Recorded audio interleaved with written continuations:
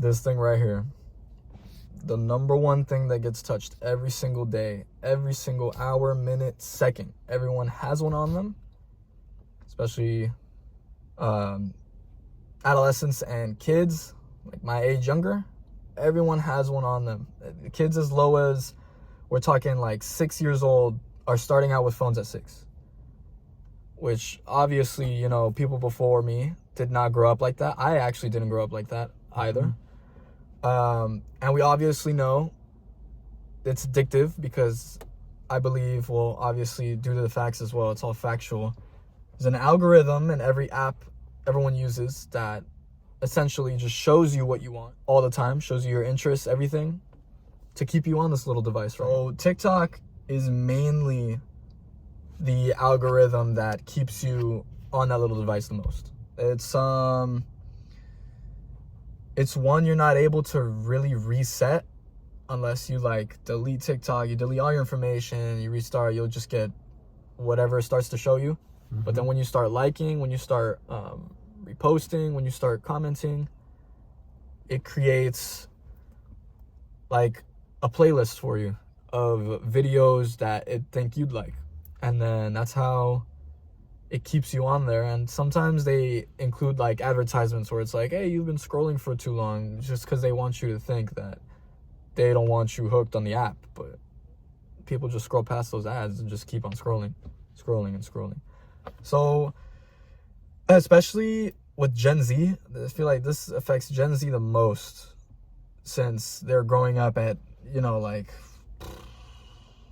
age, Gen Z, let's see, I got my first actual phone when I was in high school, 9th grade. How old was I, like 15? Got my first phone at 15. Gen Z, around that age, we've gotten our first phones, and then, you know, we have this every single day we wake up.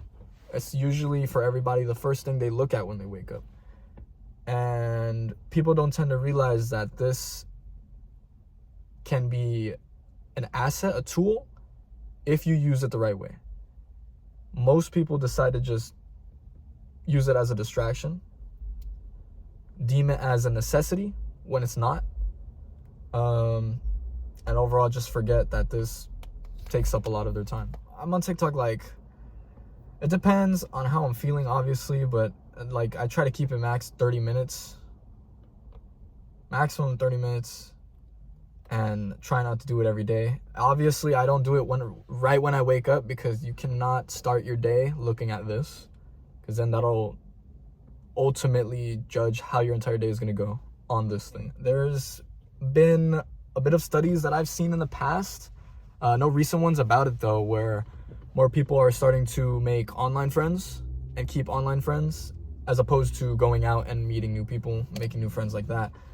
I think it also reflects on how lazy humans are, because most prefer to stay inside, and now that they have access to everything they want in a little thing, they'll just stay inside. They can stay inside there as long as they want to, because now we have access to order groceries, ship them to your house. You don't gotta move. You order food, ship it to your house. You don't gotta move. You can order any essentials you need, any furniture, all shipped to your house. You don't really have to leave your house to survive in this day and age, which honestly is not helping with the evolution of man, in my opinion, because we are mammals. We are constantly evolving to this day, every single second. Maybe not physically. We might stay this way looking for like a couple more centuries, but intellectually is where the evolution is starting right now. And I feel like technology in general, it's a good and bad. It's how people choose to use it is how that scale is going to weigh in the end. You can either use it as good, like you can research, learn new things, not be on it 24/7, you know, still go outside and everything, but you can use it for information, or like what most of the, you know, youth population nowadays love doing is just getting on TikTok and staying on it all day instead of doing what they need to do, like homework, family, anything, staying active.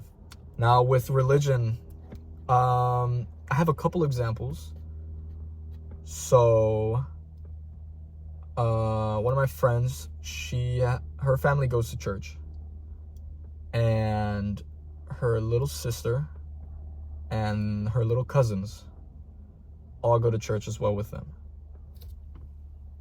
They dress completely different than the average, American youth. And I believe that's due to this. It's due to the massive amount of stuff that they have access to just by a touch. Like, as in, they wear makeup at like age 11, 12, 13. I think they're 13 right now. Of course, they're good kids in church, obviously, and they try their best to stay connected with the Lord, but I feel like social media doesn't really help with that. More things to think about, things that would not even affect you in your life, or probably make you sad or happy, whatever. Interfering for sure. I don't know if most people are familiar with the term a tablet kid or iPad kid. That means like people watch their phones on YouTube while they eat, instead of how it was, let's say like 10 years ago, a family sits down at the dinner table and they eat and talk about their day. You don't see much of that now. You don't hear much of it now. Nowadays, I feel like it blocks kids from wanting to go outside, do something with family, friends, anything. It blocks them from keeping a good diet, maybe. They see all this stuff like sweets, junk food on all this, and then they want it all the time. They get used to McDonald's, Jack in the Box, Burger King. They get used to all these, and all these have advertisements online too. So they see all this, and then they get tied to fast food.